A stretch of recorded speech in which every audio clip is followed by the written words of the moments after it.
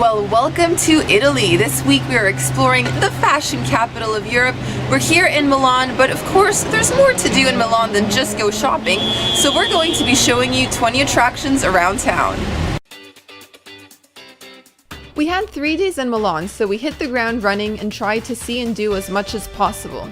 We made time for major attractions like Il Duomo, Sforza Castle, and Galleria Vittorio Emanuele II. But we also veered away from the crowds in search of street art and interesting neighborhoods. This being Italy, we also tried to prioritize meals, sampling everything from pizza to risotto and cappuccinos to aperitivos. The following travel guide will highlight 20 things to do when you visit Milan, Italy. Our first stop was Il Duomo, which is the most recognized attraction in the city. The cathedral took nearly 6 centuries to complete, and the exterior is covered in Candoglia marble, which gives it its off-white pinkish color. So I'm pretty excited because we are standing right behind Il Duomo, and we have tickets to go up to the rooftop, to the terrace, where you get some pretty cool views of the old town. So let's go in. Climbing up to the cathedral's rooftop was one of the coolest things we did in Milan. We got some great views of the city, and it was also really nice getting a closer look at the architecture.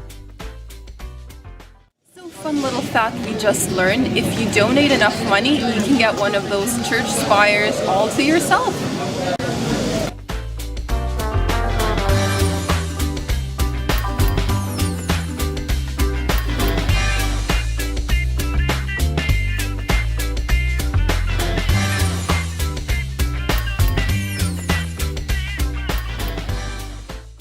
We weren't entirely sure what an Italian breakfast looks like, so we did a bit of research and asked around, and apparently it's just a coffee and anything sweet. So that could be pastries, bread with jam, cake or cookies. So we've sat down at a little cafe and we're gonna have our first Italian breakfast.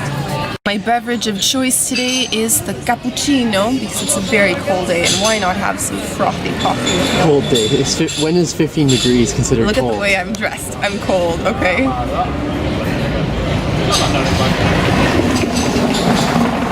Ooh, that's nice.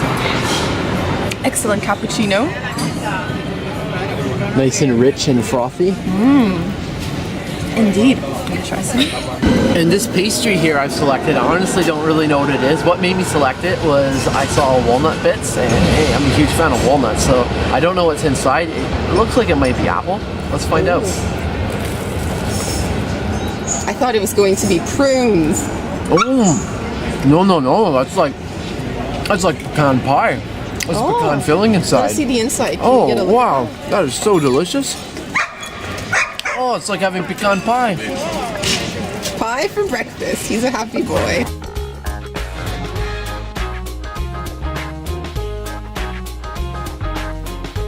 Something that surprised us about Milan is that there is a castle right in the middle of the city.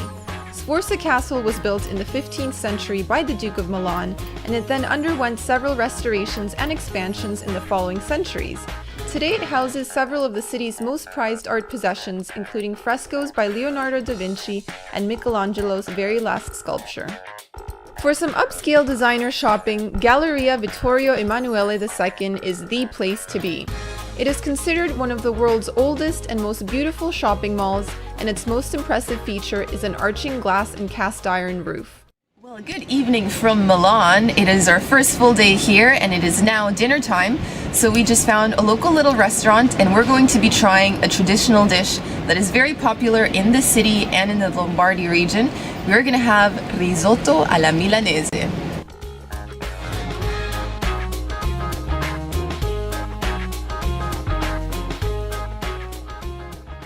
My risotto alla milanese has arrived, and in case you're not too familiar with risotto, it's basically a type of rice that is very thick, very starchy, and it absorbs a lot of liquids. So this should be good. It almost looks a little bit soupy and creamy. And also, my risotto alla milanese gets its color from saffron. So saffron is a bit of a reddish orange color when it's dry, but when you stick it and mix it with the rice, it turns it yellow. So enough about that. Let's surprise! Try it.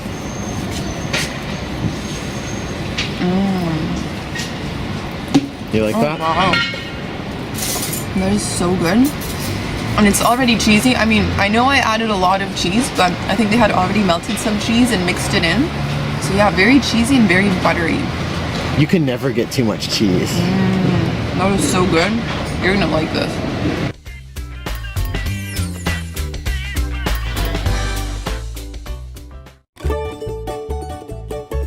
Milan has a lot of really cool street art, and you'll often stumble upon it when you're not even looking. We spotted some really cool pieces around Porta Ticinese. Colonne di San Lorenzo are the remains of Roman ruins that date back to the 2nd century. They are believed to have been part of a bathhouse before they were moved to their current location at some point during the 4th century. Another fun activity to try in Milan is a boat tour of the canals. The city's canals are attributed to Leonardo da Vinci, who in 1482 was called over by the Duke of Milan to help renovate the city's canal system. So cruise on down knowing that da Vinci once strolled the same neighborhood you were visiting.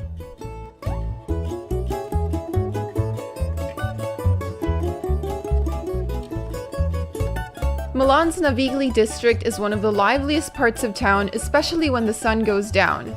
We recommend finding a little restaurant along the water's edge and enjoying a proper Italian meal al fresco.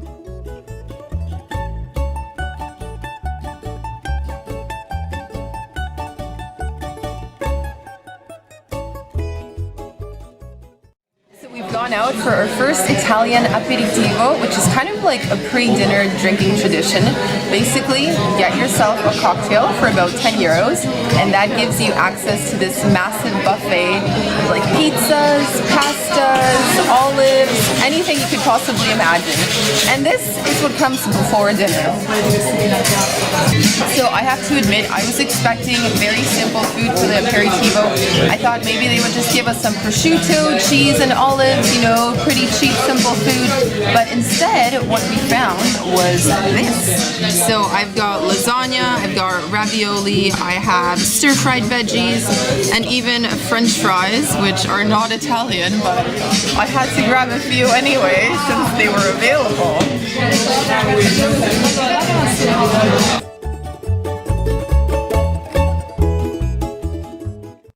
Because Milan is one of the fashion capitals of the world, you couldn't come to the city and not go shopping. Right now we are walking along Via Torino, which boasts lots of different boutiques, but there are several different areas around the city that you could check out.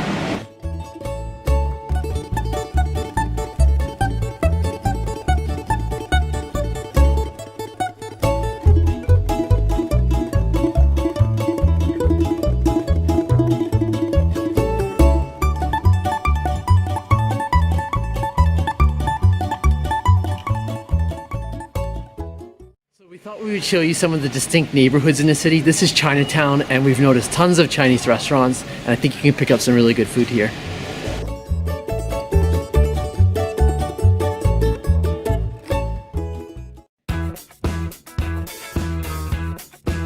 Another thing we noticed about Milan is that locals bike everywhere. So if you want to do as locals do, consider hiring a bike for the day to help you get familiarized with the city.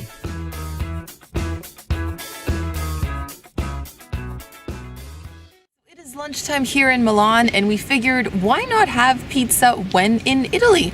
I've only had pizza once the whole time I've been here, and it was time to try a few others.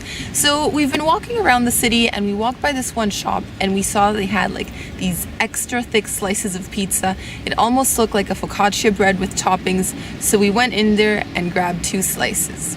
Okay, so tell us, what did you get for yourself? So I got the one that had salami and mozzarella, and this reminds me a lot of the pizza I had in Buenos Aires in Argentina. These massive thick slices that you would just go into a shop and order, and I think this is going to be delicious. Ooh, time for the first bite. And I like that it's already been pre-sliced into small little pieces for us. That's really for good. Lunch at the park. Tasty? Oh yeah. Oh yeah, gooey cheese? Oh yeah. I don't even have anything to say. And what did you get on yours? Okay, so mine has what I believe is mozzarella and some small tomatoes and basil leaves, so it looks really good. And I was asking the guy who served our pizza, you know, like what kind of pizza is it? What style is it? And he called it pizza al trancio. And I looked that up and it basically means pizza by the piece or pizza by the slice. And as you can see, it's already been pre-sliced into little portions. So it's perfect for, you know, just getting it to go, having lunch at a park or eating it outdoors. Yeah, we're having it in a park now as it just starts to rain. So time to try this. Looks wonderful. Oh my goodness. Oh. Is that good? Oh yeah. So the dough, I mean, it's really thick, but it also has a bit of a fluffy quality to it. And that is like a thick layer of cheese as well. Like, that's a generous amount of cheese. Check this out. Look at all that cheese. Kind of reminds me of Chicago deep dish style as well. We also visited the Basilica of Sant'Eustorgio, which is believed to have once held the relics of the three magi.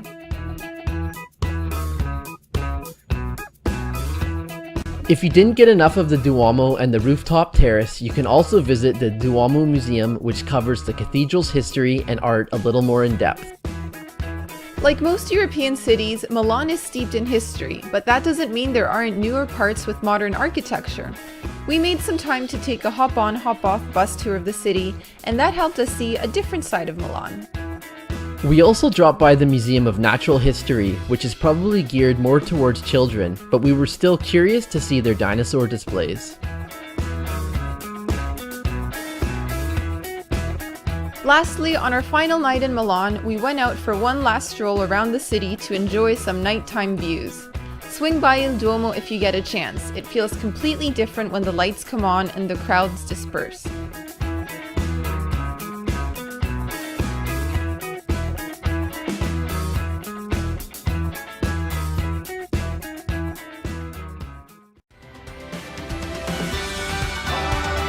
And that's all for our visit to Milan. We hope this video will give you some cool ideas of sights and attractions to check out around town, and if you have any other suggestions for travelers, feel free to add those in the comments below.